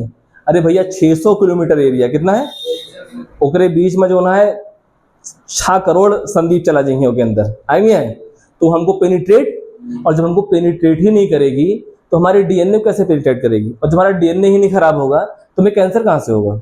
डीएनए एक्चुअल में क्या है? जीन में होने वाले बदलाव, तो हमारे डीएनए तक पहुंचेगी नहीं तो हमें कोई नुकसान होगा? नहीं होगा ना, है? अब सुनते रहो, यही से कहानी चालू हो रही है, ठीक है ना, कोई दिक्कत? अब उसके बाद थर्ड नंबर पे क्या होगा? हम यहाँ पे हीट और दिए, क्या दिए? हीट और दिए। जब हीट और दिए तो इसमें क्या हुआ? वाइब्रेशन और तेज हुई। क्या हुआ? वाइब्रेशन। वाइब्रेशन का मतलब फ्रीक्वेंसी क्या हुआ? अब इसकी फ्रीक्वेंसी बेटा हो गई, पता है कितनी? 1 लाख। कितनी हो गई? 1 लाख। कितनी हो गई? 1 लाख से लेके 10 लाख। कितनी हो गई? 10 लाख, एक करोड़ मान लो। कितनी मान लो? 1 करोड़। भैया सॉरी, क्या बोल रहा हूं मैं पास करने में, ठीक है? तो फ्रीक्वेंसी हाँ सही है। फ्रीक्वेंसी कितनी होगी इसकी? हाँ कितना? हर्ट्ज। कितना? यहाँ पे कितना था? 50। कितना था? अब इसकी फ्रीक्वेंसी कितनी हो गई? 1 लाख। कितनी हो गई? 1 लाख जब फ्रीक्वेंसी हो जाएगी तो इलेक्ट्रोमैग्नेटिक रेडिएशन जो निकलेगी, उस इलेक्ट्रोमैग्नेटिक रेडिएशन को हम क्या बोलेंगे पता है? उसको बोलेंगे हम रेडियो वेव। क्या बोलेंगे? क्या बोलेंगे? Radio wave. क्या बोलेंगे? और जो ये रेडियो वेव होती है बेटा, इसकी वेवलेंथ होती है 1 किलोमीटर। कितनी होती है? अब ध्यान दिए, यानी 50 हर्ट्ज पे थे तो वेवलेंथ कितनी थी? 600 से 6000 किलोमीटर, यानी यहां से लेके अमेरिका तक। उसके बाद क्या है, जब हम किस पे आ गए? रेडियो वेव पे, तो फ्रीक्वेंसी कितनी बढ़ानी पड़ी हमको? 1 लाख से लेके 10 लाख। तो इसकी वेवलेंथ कहां पर आ गई? 1 किलोमीटर। कहां पे आ गई? और जो तुम्हारी रेडियो वेव है बेटा, इसी से बोलते हैं एएम और एफएम। सुनते हो ना, गाड़ी में लगा होता है, रेडियो में सुनते हैं एफएम, ट्रांजिस्टर होता है बाजा वाला, इसे लगा देते हो, निकाल देते हो तो बढ़िया सुनते हो एफएम। पुराने जमाने में देखो चलता था ना रेडियो वेव, जो पुलिस वाले होते हैं वाईफाई लिए रहते हैं, वो क्या है? वो रेडियो सिग्नल है। क्या है? आया कि नहीं आया? यहाँ से अगर हमको सैटेलाइट से बात करनी होगी, चंद्रमा पे बात करनी होगी, कहीं बात करनी होगी, तो हम किसका इस्तेमाल करेंगे? हम बहुत डीप में नहीं जा रहे, बस खाली समझो। यानी कि फर्स्ट यहाँ पे क्या था? वाइब्रेशन था बट स्टेडी था। यहाँ वाइब्रेशन कैसा था? 50 हर्ट्ज का। यहाँ वाइब्रेशन कितना हो गया? 1 लाख से 10 लाख या करोड़ों तक चला गया। Mega hertz. क्या बोलते हैं? Mega hertz. आता नहीं चैनल 91.5 मेगा हर्ट्ज चैनल, आया नहीं आया? तो वहां पे ये तुम्हारा क्या हो गया? आया। तो यहाँ पे कितनी फ्रीक्वेंसी है तुम्हारी? 1 लाख, और वेवलेंथ कितनी हो गई? 1 किलोमीटर। कितनी हो गई? अब तीसरे नंबर पे इसमें क्या हुआ? इसमें वाइब्रेशन हो रहा है। इसमें क्या हो रहा है? तो इस 2 को हटा दो, हम यहां से देखते हैं, क्योंकि यहाँ पे निग्लिजिबल है। क्या है? यहाँ पे ईएम जो रेडिएशन है वो क्या है? निग्लिजिबल। क्या है? तो सबसे पहले कौन सी आ गई तुम्हारी यहाँ बेटा? Radio wave. कौन आ गई? आई कि नहीं आई? दूसरे नंबर पे क्या आएगी बताओ? दूसरे नंबर पे क्या आएगी? माइक्रोवेव। क्या आएगी? माइक्रोवेव में क्या होगा? माइक्रोवेव में वाइब्रेशन तो हो ही रहा है। क्या हो? और वाइब्रेशन होता है तो यहाँ पे चार्ज बन जाता है, एक तरफ प्लस बन जाता है, एक तरफ क्या होता है? माइनस। इसको बोलते हैं पोलर। क्या बोलते हैं? और ये जो पूरा का पूरा एटम है ना, ये एटम ना नाचना चालू कर देता है। क्या था? ये बहुत तेजी से क्या हुआ? घूमना, करीब करीब 1 लाख बार घूमता है। कितनी बार घूमता है? तुम्हारा एटम जो है वो कितना घूमेगा? 1 लाख बार। समझते हो? हम हीट दे रहे हैं, पहली हीट दी तो वाइब्रेशन हुआ, तो क्या निकली? Radio wave. दूसरी बार जब हमने हीट और बढ़ा दी, या इसको हमने इसके एटम को एनर्जी दी, तो क्या हुआ? इसमें क्या हुआ? ये गोल गोल घूमना चालू हो रही है ना, गोल गोल घूमना। और कितनी बार घूम रहा है? करीब 1 लाख बार। कितने बार?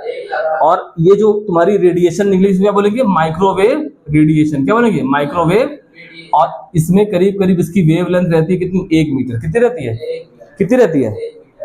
आया कि नहीं आया? कोई दिक्कत? ठीक। माइक्रोवेव का इस्तेमाल कहाँ करते हैं? माइक्रोवेव का इस्तेमाल घर में जब खाना पकाते हो, पिज्जा पकता है, ये सब पकता है, तो किसमें पकता है? माइक्रोवेव में। आया कि नहीं आया? उसके बाद थर्ड नंबर पे क्या है? थर्ड नंबर पे जब इसमें वाइब्रेशन कर दोगे और बढ़ा दो, कर दोगे, तो देखो एक्चुअल में एक एटम को तो एनर्जी दोगे नहीं, इसके बगल और भी तो एटम होंगे, इन एटम के बीच में क्या होगा, बॉन्ड, क्या होगा, बॉन्ड। याद करना, इसमें क्या है, बॉन्ड। तो जब एनर्जी इतनी ज्यादा हो जाएगी, मतलब इससे ज्यादा हो जाएगी, माइक्रोवेव से भी ज्यादा हो जाएगी, तो जो इसके बॉन्ड हैं, इसके बॉन्ड स्ट्रेच करेंगे, क्या होंगे, इसके बॉन्ड ऐसे खींचना, जैसे रबड़ नहीं होती, रबड़ की तरह खींचेंगे फिर छोटे होंगे, रबड़ की तरह खींचेंगे फिर छोटे होंगे, यानी कि इनके बॉन्ड में वाइब्रेशन हो, कहाँ पे होगा, इनके बॉन्ड में जब वाइब्रेशन होगा तो वहां से जो क्या निकलेगी, रेडिएशन क्या निकलेगी, उसको हम क्या बोलेंगे बेटा, बोलो, IR, क्या बोलेंगे, इंफ्रारेड, क्या बोलेंगे। इसकी वेवलेंथ होगी 1 मिलीमीटर, कितनी होगी। उसके बाद चौथा, उसके बाद ये बहुत इंपॉर्टेंट टॉपिक है, क्या है, बहुत इंपॉर्टेंट जगह पहुंच गया। जब चौथा होगा तो ध्यान देना, ध्यान देना, इसमें पहले में क्या हुआ, इलेक्ट्रॉन में वाइब्रेशन, उससे क्या निकली, रेडियो वेव। दूसरे में क्या हुआ, हमारा पूरा का पूरा एटम या मॉलिक्यूल क्या होना, नाचना चालू कर दिया, तो उससे क्या निकली, माइक्रोवेव। उसके बाद क्या हुआ, उसके बाद जो बॉन्ड है, एटम एटम के बीच जो बॉन्ड है वो स्ट्रेच होना चालू किए और सिकुड़ना, लचीला सिकुड़ना, है ना। जब इसमें वाइब्रेशन होना चालू हुआ तो क्या निकली, IR, क्या निकली। उसके बाद हमने इसको और हीट दी, क्या दी, जब इसको हमने और हीट दी तो ये जो इलेक्ट्रॉन है ये कहाँ पहुंच गया, ऊपर, कहाँ पहुंच गया, मतलब ये अपनी जगह छोड़ के कहाँ चला गया, ऊपर, क्या हो गया, ऊपर। इसको बोलते हैं एक्साइटेशन, क्या बोलते हैं। अभी तक कहीं पर भी इलेक्ट्रॉन ने अपनी जगह नहीं छोड़ी, अपनी जगह। पहली बार में क्या हो रहा था, वाइब्रेशन। दूसरी बार में क्या हो रहा था, क्या हो रहा था, एटम जो है, एटम या मॉलिक्यूल क्या कर रहा था, है बहुत तेजी से क्या होना, नाचना चालू कर दिया। उस कारण से जो एनर्जी निकली उसको क्या बोला हमने, माइक्रोवेव। तीसरे में क्या हुआ, बॉन्ड का वाइब्रेशन, बॉन्ड का वाइब्रेशन हुआ तो क्या निकली, IR, क्या निकली। उसके बाद फिर क्या हुआ, थर्ड, उसके बाद वाले में क्या हुआ, जब हमने इसको और एनर्जी दी तो इसका इलेक्ट्रॉन जो है अपनी जगह छोड़ के कहाँ चला गया, ऊपर, कहाँ चला गया, ऊपर। और उसके बाद ऊपर जाने के बाद ये फिर वापस कहाँ आ गया, नीचे। यानी कि पहले क्या हुआ, एक्साइटेशन, और उसके बाद क्या हुआ बेटा, डी एक्साइटेशन, क्या हुआ। और जब डी एक्साइटेशन हुआ तो इसी से निकला फोटोन, क्या निकला, फोटोन। अभी छोड़ दो, अभी खुद छोड़ो, हटाओ, फोटोन भूल ही जाओ। इससे क्या निकला भाई, EM रेडिएशन, क्या निकली। तो इसको हमने क्या बोला, इसको बोला हमने विजिबल, क्या बोला, विजिबल रेडिएशन, क्या बोली, विजिबल रेडिएशन। आया कि नहीं आया, आया, ठीक, थोड़ा पास करो, पसीना पोंछे, ठीक है, आया नहीं आया। तो जो विजिबल रेडिएशन थी हमारी, ये कहां से थी, ये 700 नैनोमीटर, कहां से कहां तक, 400 नैनोमीटर, कहां तक, 400 नैनोमीटर। इसी विजिबल रेडिएशन को हम देख पाते हैं, इसी विजिबल रेडिएशन को हम, यानी कि जिस इलेक्ट्रोमैग्नेटिक रेडिएशन की वेवलेंथ कितनी हो, 700 से लेके 400, कितनी हो, 700 नैनोमीटर। नैनोमीटर समझ रहे हो, 1 मीटर का 10⁻⁹, यानी 1 मीटर को 10⁻⁹ से भाग दो, मतलब विधिवत छोटा, जिसको तुम इलेक्ट्रॉन माइक्रोस्कोप में भी देख सकते हो। हमारी सेल में नैनोमीटर पढ़ा है, नैनोमीटर, माइक्रोमीटर। हमारी सेल कितनी होती है, प्रोकैरियोटिक सेल कितनी होती है, 10 से 15 माइक्रोमीटर की होती है। हमारी सेल 100 माइक्रोमीटर के आसपास होती है, उसका भी 100 गुना नीचे करो तो ये तुम्हारी कौन सी आएगी, ये। इसकी वेवलेंथ कितनी होती है, बहुत छोटी, कितनी होती है, 700 से लेके 400, 700 लेके कहाँ तक, 400 तक, आएगी नहीं है। इसको बोलते हैं विगब्योर, क्या बोलते हैं, विगब्योर, क्या बोलते हैं, हाँ, विब, GYOR। ये सारे के सारे कलर है। V मतलब क्या है, वायलेट, E मतलब इंडिगो, B मतलब ब्लू, ग्रीन, येलो, ऑरेंज और रेड। ये 7 कलर से हमारी दुनिया बनी हुई है, यही हमको दिखते हैं, आएगा नहीं है। उसके बाद 5वें नंबर पे क्या आएगा हमारा, 5वें नंबर पे जब इसको हम और हीट देंगे, क्या देंगे, जब ये इलेक्ट्रॉन ऊपर जा रहा है फिर नीचे आ रहा है, ऊपर जा रहा है फिर नीचे आ रहा है, ऊपर नीचे, तो एक टाइम ऐसा आएगा इलेक्ट्रॉन इस एटम से क्या हो जाएगा, बाहर, क्या हो जाएगा। तो इतनी एनर्जी की जब रेडिएशन निकलेगी तो उसको हम क्या बोलेंगे बेटा, UV, क्या बोलेंगे, UV रेडिएशन, क्या बोलेंगे। और जब इलेक्ट्रॉन निकलेगा, इलेक्ट्रॉन, तो ये क्या हो जाएगा, आयोनाइजेशन, क्या हो जाएगा, आयोनाइजेशन। आयोनाइजेशन का मतलब क्या हो गया, मतलब कि हमारा एटम किस में कन्वर्ट हो गया, कैटायन में। किस में कन्वर्ट हो गया, इलेक्ट्रॉन निकला ना, यानी कि UV रेज के पास ताकत कितनी होती है, हमारे एटम क्या करते हैं, कैटनाइज, क्या करते हैं, यानी कि आयोनाइज करते हैं। और छठे पे क्या होता है, क्या होता है? तो हमने शुरुआत में जब हम पढ़ा रहे थे तो हमने तुमसे बोला था ना, बहुत ध्यान से इसको सुनना। क्या चीज? बहुत। देखो फिर से इसको देख लो, अब यहीं से तुमको समझ में आएगा। यहाँ पे सबसे नीचे यानी कि सबसे अंदर कौन था? न्यूक्लियस। कौन था? न्यूक्लियस के पास एक इलेक्ट्रॉन, फिर दूसरा, फिर तीसरा, फिर चौथा, फिर पांचवा, ऐसे थे कि नहीं थे? तो इसमें कौन सा इलेक्ट्रॉन है जिसके पास एनर्जी सबसे ज्यादा होगी? जो न्यूक्लियस के पास होगा या न्यूक्लियस से बाहर? जो न्यूक्लियस के पास होगा उसकी एनर्जी क्या होगी? कम। इसको याद करते चलो, समझते चलो, नहीं भूल जाओगे। वीडियो को 2 बार 3 बार 4 बार देख लेना, क्योंकि बार बार हम नहीं बता पाएंगे। जो इलेक्ट्रॉन न्यूक्लियस के जितना पास होगा उसकी एनर्जी कितनी होगी? कम। और जो जितना दूर होगा उसकी एनर्जी क्या होगी? उतनी ज़्यादा। तो जब हम किसी को हीट देते हैं तो बताओ, नीचे वाला इलेक्ट्रॉन वाइब्रेट करता है कि ऊपर वाला? ऊपर वाले। कौन से करते हैं? आएगा नहीं? ये ऊपर वाले इलेक्ट्रॉन क्या करते हैं? वाइब्रेट। क्या करते हैं? वाइब्रेट।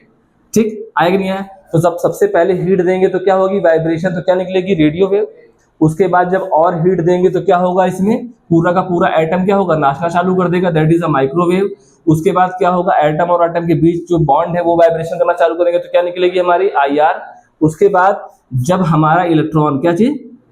इलेक्ट्रॉन, जैसे ऊपर का इलेक्ट्रॉन, यहाँ का इलेक्ट्रॉन यहाँ चला जाए और एक्साइट होने के बाद फिर कहाँ जाए? अपने में।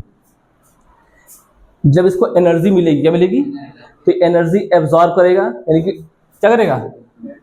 इसको बोलते हैं एक्साइटेशन। क्या बोलते हैं? एक्साइटेशन। एक्साइटेशन में जो इलेक्ट्रॉन होता है वो एनर्जी को क्या करता है? एब्जॉर्ब। क्या करता है?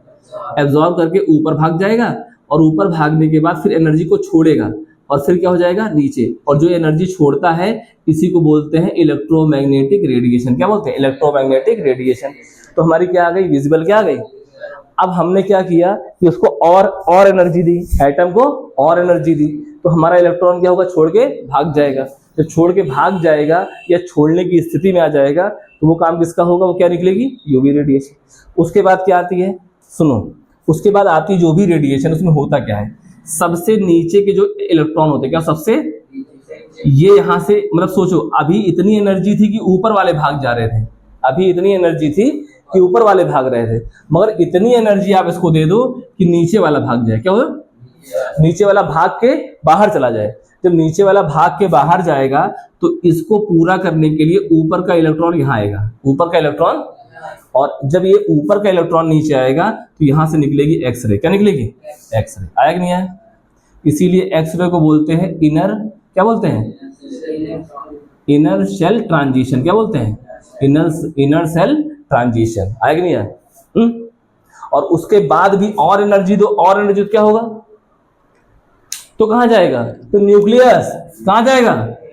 न्यूक्लियस। क्या होगा? न्यूक्लियस जब डिस्टर्ब होना चालू करेगा तो इसके प्रोटॉन और न्यूट्रॉन क्या करेंगे? जंप, और वहां से क्या निकलेगी? गामा। क्या निकलेगी? आया? नहीं आया? आया नहीं आया? पास करो। कितना आ गया? ये सब बेसिक्स है बेटा। अब ये तुमको पढ़ा क्यों रहे? क्योंकि ये नील्स बोहर से जुड़े हैं। क्या है? नील्स बोहर से जुड़े हैं। समझ आ गया ना? एक बार फिर से रिपीट कर लो। रेडियो वेव होगा तो क्या होगा? एटम में पाए जाने वाले जो बाहर के इलेक्ट्रॉन है उसमें क्या होगा? वाइब्रेशन। उन वाइब्रेशन के कारण क्या होगा? इलेक्ट्रोमैग्नेटिक रेडिएशन प्रोड्यूस होगी, जिसको बोला था किसने? मैक्सवेल ने। क्या बोला था?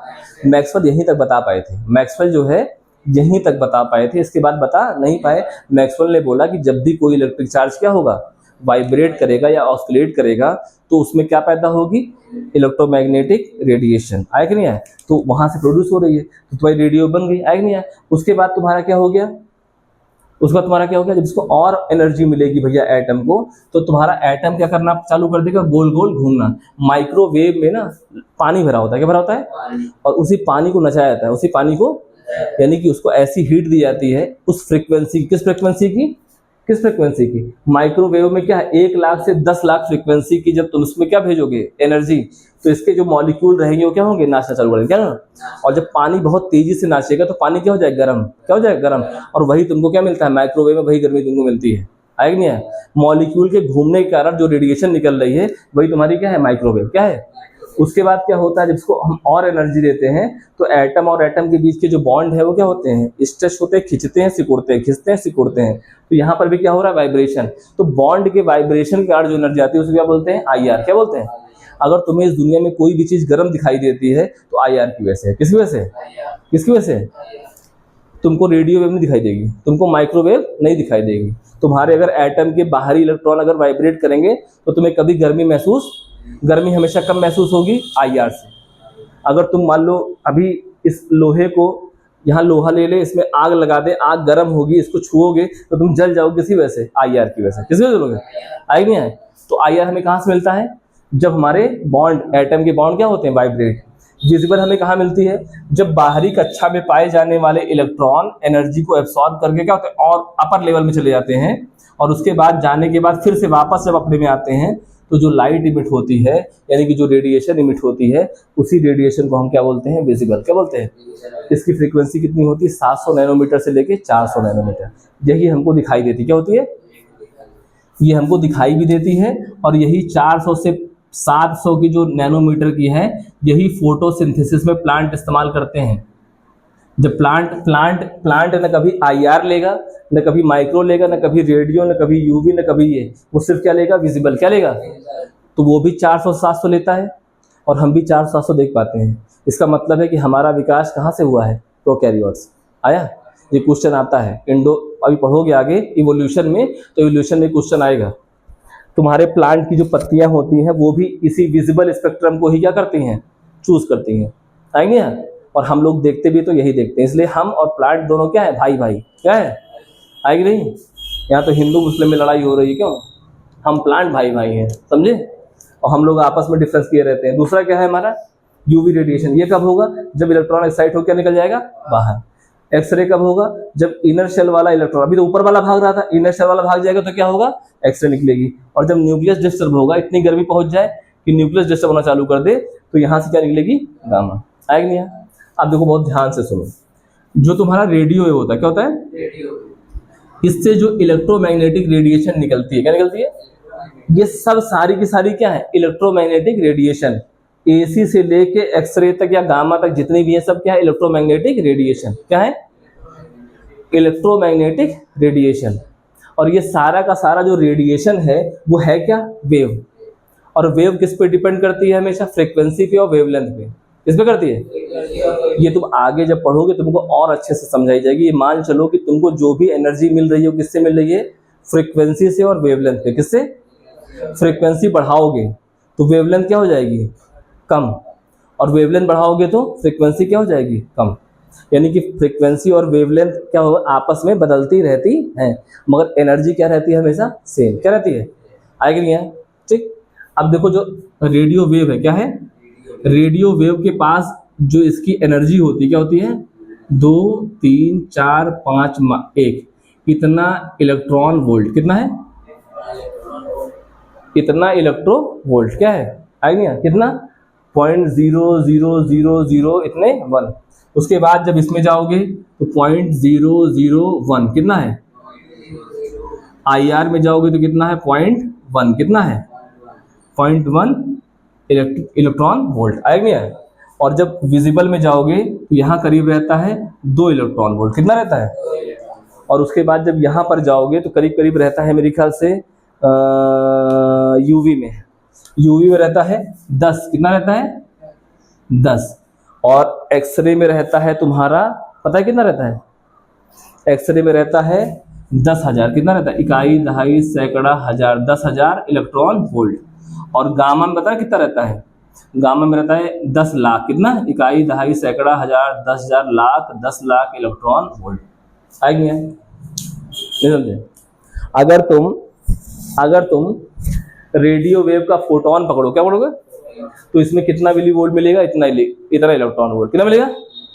इसमें कितना मिलेगा? इतना। इसमें कितना मिलेगा? इतना। जो हम देखते हैं उसमें कितना है? ये ट्यूबलाइट है, ट्यूबलाइट जल रही है, तो इसको जलने के बाद तुमको दिख रहा है सब कुछ। तो इसका मतलब है कि इसमें जब लाइट गई तो इसके अंदर कुछ ऐसा चीज होगा, कोई ऐसी चीज जो क्या निकालती होगी? फोटोन। क्या निकालती होगी? सुनो, फोटोन, बार बार फोटोन बोल दे रहे हैं। एक्चुअल में इस इलेक्ट्रोमैग्नेटिक रेडिएशन में जो एनर्जी होती है उसको क्या बोलते हैं? फोटोन। क्या बोलते हैं? जो EM है, क्या है? EM radiation. क्या है? EM radiation. इस EM रेडिएशन में, इस EM इस ईएम रेडिएशन में बेटा जो एनर्जी होती क्या होती है? एनर्जी। इसी को हम बोलते हैं फोटोन। क्या बोलते हैं? फोटोन का मतलब होता है पैकेट। क्या होता है? पैकेट। पैकेट का मतलब है कि इसमें इस वेवलेंथ की और इस फ्रीक्वेंसी की एनर्जी क्या है? कैद। आया कि नहीं आया? और कभी भी फ्रीक्वेंसी और वेवलेंथ बदलेगी नहीं, यानी कि एनर्जी हमेशा उसी में रहेगी। नहीं आया? लेक्चर लंबा हो रहा है, इस लेक्चर को यहीं स्टॉप कर देते हैं, एक इसका पार्ट और बना लेंगे, ठीक है ना, क्योंकि जल्दी जल्दी करने के चक्कर में सब गड़बड़ा जाएगा, ठीक है ना। यही रोक देते हैं। और हाँ सुन लो, ये मैं तुमको इसलिए पढ़ा रहा हूँ बेटा कि जो एनर्जी इसमें गई वो एनर्जी यहाँ से निकली, वो एनर्जी यहाँ से, तो जो तुम्हारे प्लांक थे, सुन लो 2 मिनट, जो प्लांक थे तुम्हारे वो क्या कर रहे थे? Black body experiment. क्या कर रहे थे? यानी कि जब हम इसको हीट दिए तो सबसे पहले कौन सी एनर्जी निकली बताओ? रेडियो। फिर और हीट दिए तो क्या निकली? फिर और हीट दिए तो क्या निकली? फिर और हीट दिए तो क्या निकली? फिर और हीट दिए तो क्या निकली? फिर और हीट दिए तो क्या निकली? फिर और हीट दिए तो क्या निकली? और हीट दिए तो, समझे? तो क्या ऐसा पॉसिबल है? अभी बात सुनो, पिक्चर की कहानी को वहां छोड़ते हैं जहां पे इंटरेस्ट पैदा रहे ना अगली क्लास के लिए। तो अगर मान लो तुम किसी लोहे को गर्म करते हो, तो लोहे को गर्म करोगे तो सबसे पहले क्या होगा? हल्का फुल्का रेडियो वेव निकलेगी, तुमको महसूस नहीं होगी। फिर क्या निकलेगी? माइक्रोवेव। थोड़ा गर्म, तुमको गर्म एहसास दिखाई देगा, तुमको गर्म एहसास, जो माइक्रोवेव तुम्हें क्या करे? गर्मी प्रदान करेगी। फिर आईआर से तुमको क्या दिखेगा कि लोहे की रॉड क्या हो रही है? गर्म हो रही है।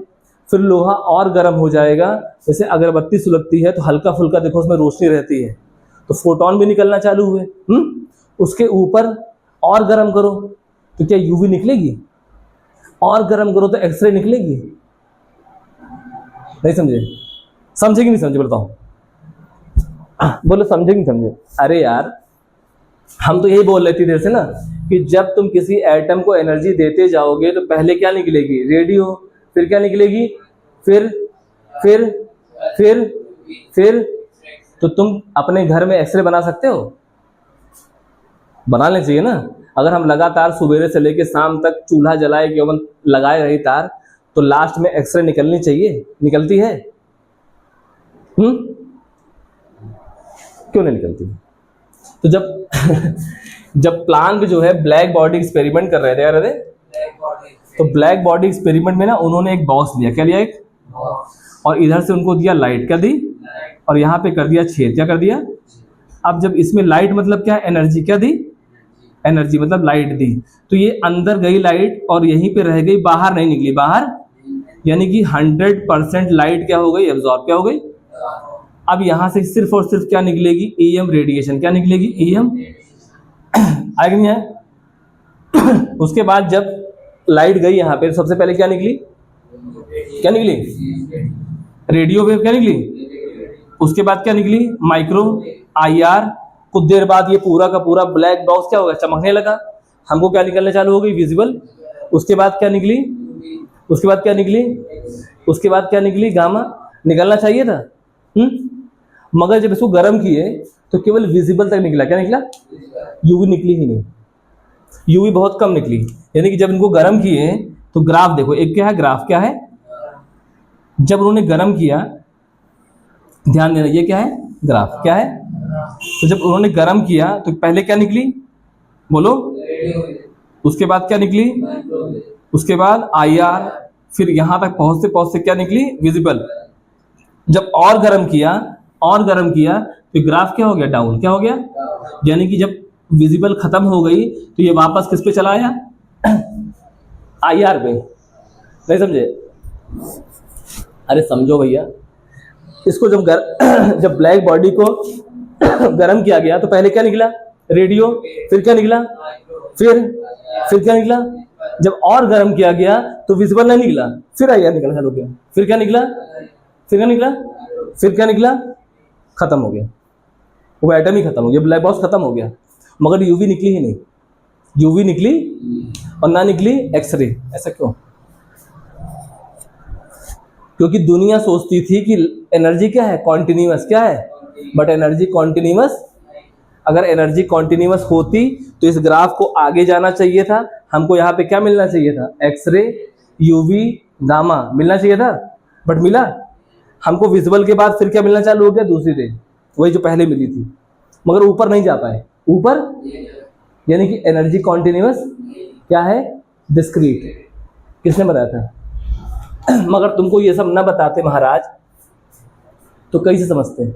यानी यहाँ पे उल्ट लगा था 0 0 0 0 1, फिर लगा था 0 0 1, फिर लगा था 0 1, फिर लगा था 2, फिर लगा था कितना, 2 के बाद कितना था 10, उसके बाद कितना था 10,000, फिर कितना था 10 लाख। तो ये जब गए तो जहाँ पे 2 वोल्ट था, क्या था 2 वोल्ट, यहीं तक ग्राफ गया, उसके बाद ये ग्राफ गिर गया। अब आया क्यों?